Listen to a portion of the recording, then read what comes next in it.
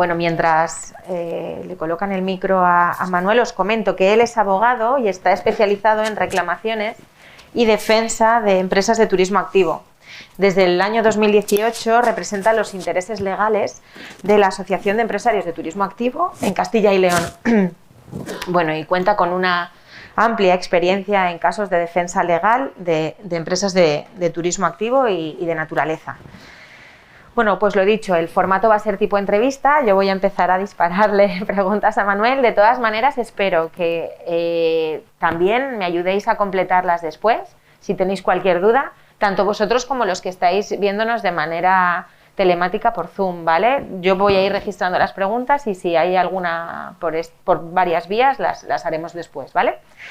Bueno, pues a ver, Manuel, bueno, bien, sí, buenos días. Buenos días y agradecer la invitación de CVV Activa y bueno, para mí estoy encantado de estar aquí hoy compartiendo esta jornada con vosotros.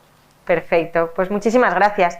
Pues mira, sí, el tema de la mascarilla, perdonad. Sí, porque tenemos distancia y estamos con todo abierto.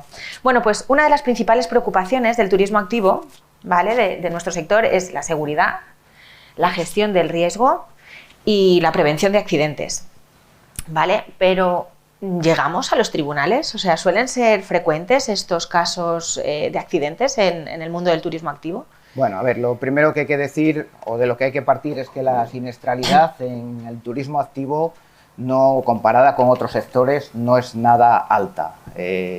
Para el volumen de gente que se mueve en todo este tipo de actividades, es mínima, digamos. ¿Qué ocurre? Bueno, pues que hay todo tipo de, digamos, de casuística que se puede dar. Las reclamaciones pueden quedarse en una simple reclamación, por ejemplo, al empresario que organiza la actividad, puede ir más allá, puede aparecer también en oficinas de consumo, puede llegar a los tribunales. Bueno, se da todo un catálogo de, digamos, de posibilidades. Partiendo de que la siniestralidad es baja, sí que existen, digamos, posibilidades de llegar al juzgado en aquellos casos en que hay una imprudencia, pues ya de carácter, digamos, grave, y se puede, pues muchas veces, si se trata de, son las excepciones, puede haber un fallecimiento, puede haber unas lesiones graves, pues ir a la jurisdicción penal. Muchas veces la jurisdicción penal, uno se sirve de la jurisdicción penal pues para, si se entiende que es constitutivo de un delito, bueno, pues se continuaría por esa vía. En otros casos se puede archivar el asunto, pero las partes o los demandantes lo que hacen es servirse de prueba para luego ir a otra jurisdicción, cuál es la jurisdicción civil. La jurisdicción penal tiene unas ventajas, que es que, digamos, se aporta, se consigue, se puede obtener prueba, se pueden obtener incluso informes de médico forense que no tienen ningún coste para el perjudicado, y con eso, pues luego, si digamos el juzgado de instrucción correspondiente entiende que no se dan los elementos, no hay indicios racionales de haberse cometido un delito, pues se archiva y se va, digamos, a la vía civil, pero ya se dispone de, posiblemente, pues de la póliza de responsabilidad civil del empresario, ya se dispone de testimonios de personas que pudieron ver cómo sucedió el evento dañoso. Bueno, una serie de pruebas que luego sí que van a servir para la vía civil. Pero, en todo caso, la vía penal es digamos, una jurisdicción que queda reservada a aquellos casos que son, digamos, extremos o más graves. Vale. Y la civil sí que no podemos encontrar reclamaciones en las que ya entrarían en juego también las pólizas, las coberturas de las aseguradoras.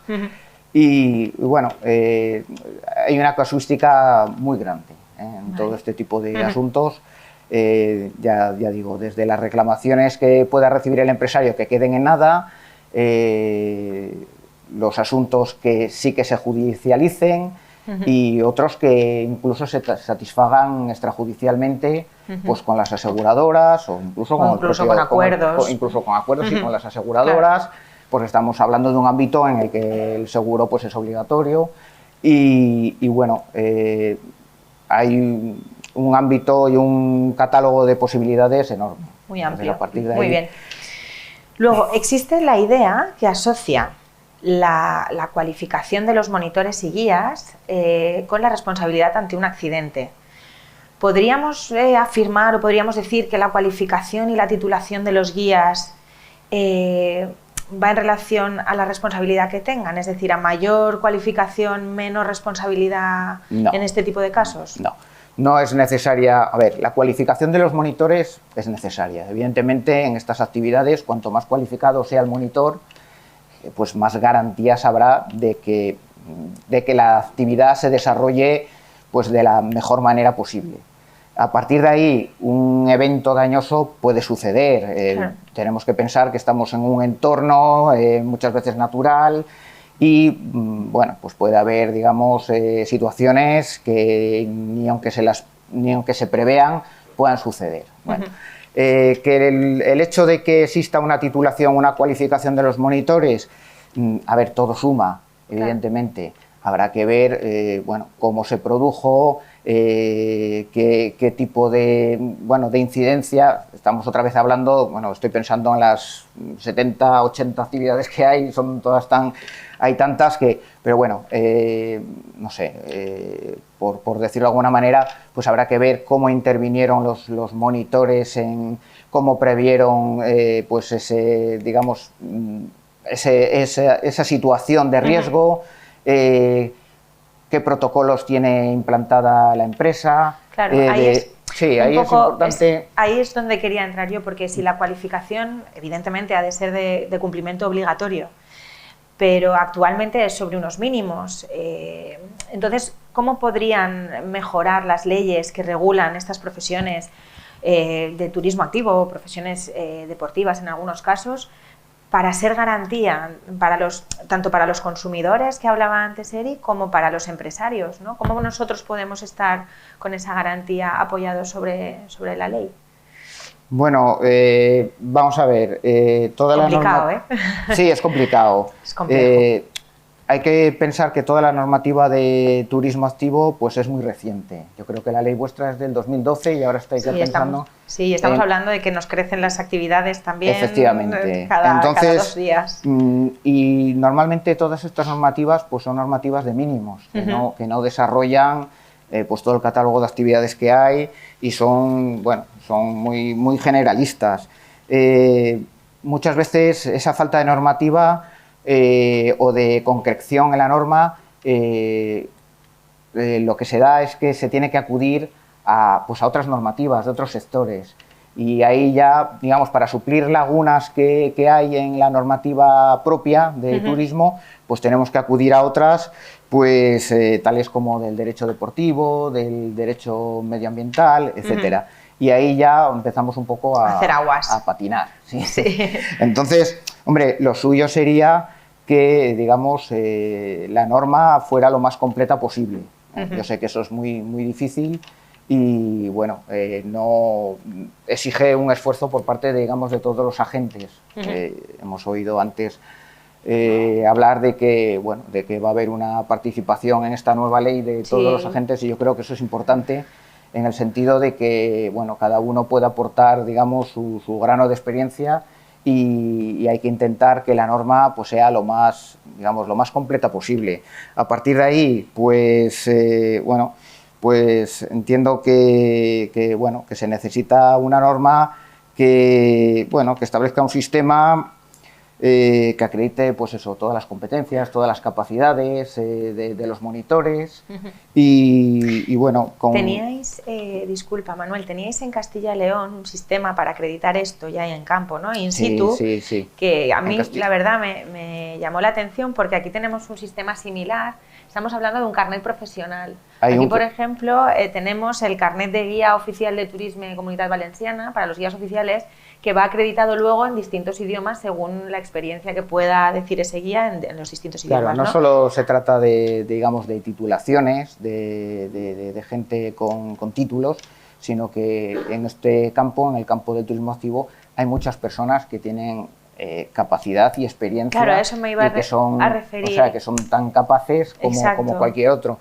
Entonces, a través de una serie de acreditaciones se puede habilitar, se habilita a determinados profesionales con un carnet profesional y que pueden realizar los mismos cometidos que realizan los profesionales universitarios o titulados. Claro, me parecía muy interesante porque aquí un guía oficial puede ser desde, yo que soy licenciada en Ciencias Ambientales, o alguien en Humanidades. Quiero decir, no es tanto de dónde vengas, sino que acredites que eres competente para realizar ese trabajo, ¿no? Entonces aquí sería lo mismo, el tipo de carnet, ¿no? Claro. Y entonces, ¿qué les pone? La actividad o el grupo o la categoría de actividades que pueden hacer, sí, acuáticas, sí, todo tipo de... Es que siempre que pensamos en turismo activo, al final estamos pensando en... Había un cartel por ahí, ese de ahí, yo creo que es por la otra parte, que sale, bueno, gente con casco, porque estamos hablando, pensamos en espeleologías, en barranquismo, pero bueno, el turismo activo es mucho más. Quiero decir, el turismo activo pues es un grupo de niños que pueden ir acompañados de un profesional por el campo y, digamos, pues viendo el entorno. Entonces, para eso no se necesita un especialista, digamos, con una titulación deportiva ni nada parecido. Lo único que se necesita es pues una persona que, digamos, que esté acreditada, que tenga la cualificación necesaria pues para desarrollar esa actividad que tampoco entraña más peligro que ir por el campo y estar en un entorno natural. Entonces, yo creo que esto sí que teníamos aquí, que en la Comunidad Valenciana el Consell Jurídic Consultiu había abierto esa posibilidad de cualificación. Exacto. Y había un dictamen que se había emitido a tenor del proyecto de ley de los profesionales del deporte, en lo que se dice, y esto ya os leo textualmente, que los títulos expresan la preparación en competencias adecuadas para el ejercicio de las diferentes profesiones del deporte, y esos mismos grados de formación en competencias y capacidades pueden acreditarse tanto mediante los títulos que en cada caso establece la ley, como mediante otras titulaciones, acreditaciones o certificados de profesionalidad que resulten de las leyes estatales y del resto del ordenamiento jurídico vigente en cada momento. Entonces aquí estaríamos hablando, aparte de las titulaciones, pues de esas otras acreditaciones o de esos otros certificados que, bueno, de la manera que en este caso la Generalitat Valenciana lo acuerde o digamos que determine cómo ha de hacerse, pues dé la posibilidad de que estas actividades de turismo activo puedan ser desarrolladas por este otro tipo de personas, con estas otras cualificaciones o habilitaciones, que quede abierto un poco a todo eso. Vale, y ya para acabar, Manuel, te voy a pedir un consejo, una recomendación. Sí, bueno. ¿Qué podemos hacer los empresarios del turismo activo para mejorar nuestra protección de cara a posibles reclamaciones? Bueno, los empresarios de turismo activo pues tienen sobre todo dos palabras básicas, que es informarse y formarse. Vale. Formarse como a través de estas jornadas, que bueno, que sean escuetas, porque quiero decir, este tema pues da para mucho, el mío en concreto y supongo que el de todo el resto de los ponentes. Sí. Entonces, bueno, hay que tener en cuenta que desconocer la normativa no exime de su cumplimiento. Exacto. Con lo cual, pues sí que hay que saber, digamos, cuál es la normativa y el marco legal que nos ampara. A partir de ahí, pues hay asociaciones de empresarios que realizan pues jornadas, esta misma que estamos haciendo, bueno, en las cuales, pues bueno, podemos tomar un poco el pulso a lo que es digamos, la normativa y cómo realizar o desarrollar la actividad. Ante la Administración, pues evidentemente cumplir todos los requisitos que la Administración establece, pues respecto a la normativa turística y el resto de normativas que nos puedan afectar, de medio ambiente, de costas, en este caso, de transporte, de trabajo. Cuando tenemos al usuario, bueno, pues ahí es necesario pues tener todos los procedimientos por escrito. Necesitamos también informar perfectamente con carácter previo a la actividad al usuario de lo que va a hacer, de los riesgos que se va a encontrar, o sería conveniente que firmaran como lo que se puede llamar un consentimiento informado, una declaración de responsabilidad, y que conozcan en todo momento pues, sus derechos y sus deberes. Y luego, bueno, pues sé que también aparte pues tenéis otros temas como es la política de cancelación, por ejemplo, de tal, o bueno, pues quiero decir que hay muchas particularidades en el tema de la contratación que el propio profesional del turismo activo tiene que conocer. Y luego, de cara pues, a un posible accidente o un eventual evento dañoso, pues hay que intentar pues, que todas las decisiones y las acciones que se realicen, que no sean espontáneas, que todo, pues, tenerlo un poco protocolizado, la actividad que se va a realizar y hacer una evaluación previa de los riesgos que se pueden encontrar en la actividad y sobre todo formar a los profesionales que van a desarrollar esas actividades.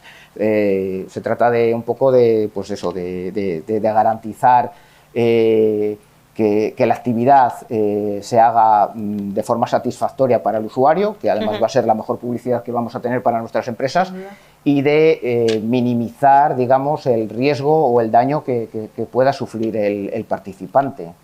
Entonces, bueno, todas esas cosas es importante pues tener, digamos, pues de una manera muy clara, procedimentada y estructurada de tal manera que nos lleve a buen puerto, podamos continuar. Pues sí, es la idea. Gracias, Manuel. Bueno, pues mi ronda de preguntas... no te vayas, no te vayas. No me voy. Que igual tenemos alguna pregunta aquí en el público. ¿Alguien le quiere hacer alguna consideración a Manuel? Tengo alguna, ¿eh? Que me ha llegado vía, sí, de los que están por ahí detrás. Para Manuel, a ver, ¿qué opinas de que se incluya el turismo activo de forma genérica en la clasificación normativa de actividades complementarias?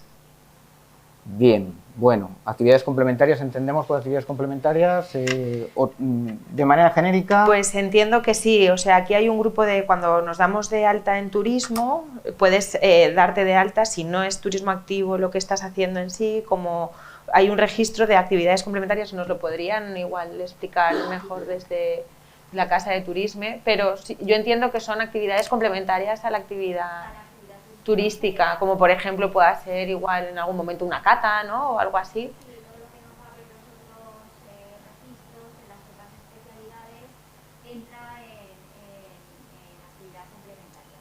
Bien, bueno, yo entiendo que el turismo activo... Sí, bueno, de hecho, esto es algo que queda pendiente porque sí que tenemos intención con la nueva regulación que tenemos que desarrollar de turismo activo y ecoturismo, ahí introducir las actividades complementarias para que sean lo menos residual posible, es decir, ya poder incardinar las actividades en cualquiera de las otras secciones y dejar más regulado las actividades complementarias, que es un ámbito que queda prácticamente vacío de contenido y es lo que pues más abierto queda, es el cajón desastre que desearíamos que fuera el mínimo posible. Ya. Claro. Yo entiendo que el turismo activo abarca tantas actividades y tan, digamos, algunas tan complejas que no debería verse mezclado con otro tipo de sectores más livianos, digamos, del turismo, con una cata, por ejemplo, de vinos, que no tiene mayor riesgo que pues, la ingesta de más líquido del vino, pero quiero decir que yo creo que las administraciones deberían hacer un esfuerzo en separar muy bien lo que es el turismo activo y no mezclarlo con otro tipo de actividades que pueden estar o ser colaterales, pero que pertenecen, yo entiendo que pertenecen más al turismo que al turismo activo. Es muy importante separar turismo activo de turismo. Y son, bueno, yo creo que es un esfuerzo que se exige a, digamos, a los legisladores o a las personas que realizan las normas, porque son tantas las actividades y algunas de ellas son tan complejas que al final necesita que sea muy específico. Sí, ya nos vamos a ver en un problema cuando redactemos este decreto entre turismo activo y ecoturismo para ver un poco bien esas líneas, y si ya empezamos también con actividades complementarias, la norma va a ser complicado. Simplemente lo dejo ahí. Bueno, y otra pregunta última, dice que nos comentan: ¿es cierto que los tribunales tienen una tendencia a favor de los usuarios en los casos de accidentes que en ocasiones perjudica al empresario? Esto, más que pregunta, yo creo que era una afirmación que igual quieren poner aquí en juicio, ¿no? ¿Cómo lo ves tú desde la parte más legal del asunto? Bueno, yo entiendo que no tiene por qué ser así. No tiene por qué. No tiene por qué ser así. No, es que muchas veces los empresarios sí que nos vemos, ¿no?, que ante un accidente como que toda la garantía va hacia el usuario, y el empresario igual en algunas ocasiones se siente... Bueno, aquí en España se puede dar todo tipo de, digamos, de posibilidades. Existe también mucha picaresca. También vamos a encontrarnos clientes que digan que han sufrido pues una lesión que realmente a lo mejor han sufrido en otro lado, y aprovechen la ocasión para aprovechando que tenemos un seguro de responsabilidad civil, pues para reclamarnos. Pero bueno, yo la independencia de los jueces respecto a, bueno, pues como en el orden social, que sean pro trabajador, pro empresario, yo creo que eso tampoco. Al final al juez hay que darle hechos, pruebas y bueno, y a partir de ahí pues bueno, él es el que decide. Y no, yo creo que no tenemos que ver tampoco ese tipo de fantasmas. Vale. Se trata de hacer las cosas bien. Y bueno, y de la formación y de la información, y a partir de ahí pues bueno, no, a ver, todo puede surgir cualquier tipo de eventualidad, eso está claro, y nos podemos encontrar con problemas a lo mejor pero si los hemos previsto y los hemos minimizado, no vamos a tener mayor problema. Pues con eso nos quedamos, Manuel. Muchísimas gracias por tu aportación en estas jornadas. Gracias. Hay que hacer las cosas bien y tenerlo todo protocolarizado, y de esa manera pues minimizaremos riesgos. Muchas gracias. Muy bien, muchas gracias. Y pasamos